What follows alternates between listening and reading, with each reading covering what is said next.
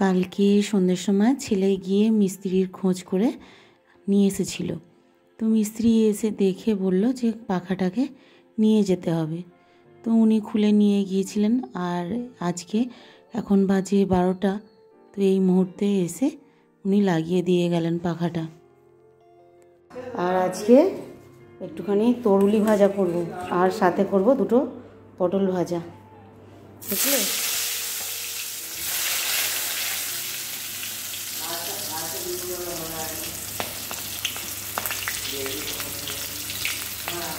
অনেকগুলো কাচাকুচি করেছি। আর আজকে একটুখানি শাক রান্না করব, এই কাটোয়া ডাঁটা একটুখানি রান্না করব। তাই একটু কেটে নিই গাছের শাক। এইখান থেকে কেটে নিলে না একটুখানি ঝাড় মতো হবে।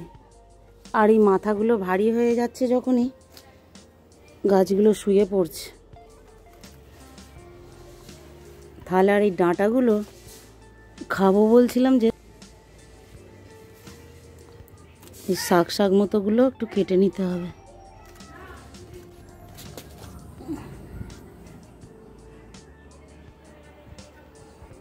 শুধু শাক না, দু একটা ডাঁটা মতোও তুলে নেব, কেন এটা শুধু শাক ভালো লাগবে না।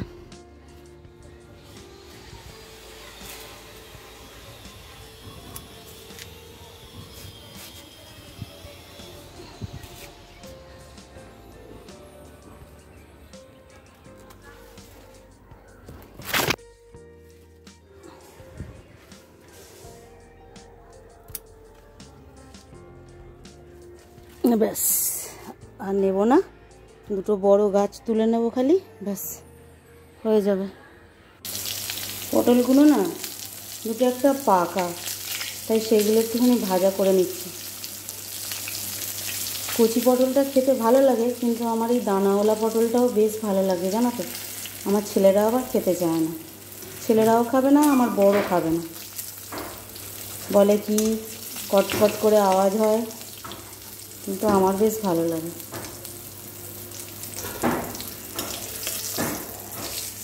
তাই জন্য ওদের জন্য একটুখানি তরুলি ভাজা করব।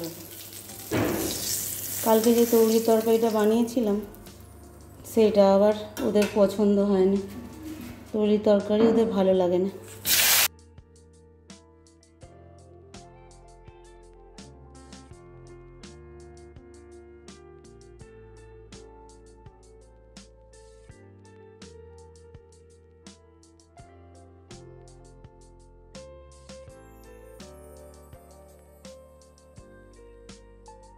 আর আজকে তরুলি ভাজা হয়েছে, একটুখানি পটল ভাজা করে নিয়েছি, সাথে হবে এরকম চিকেন।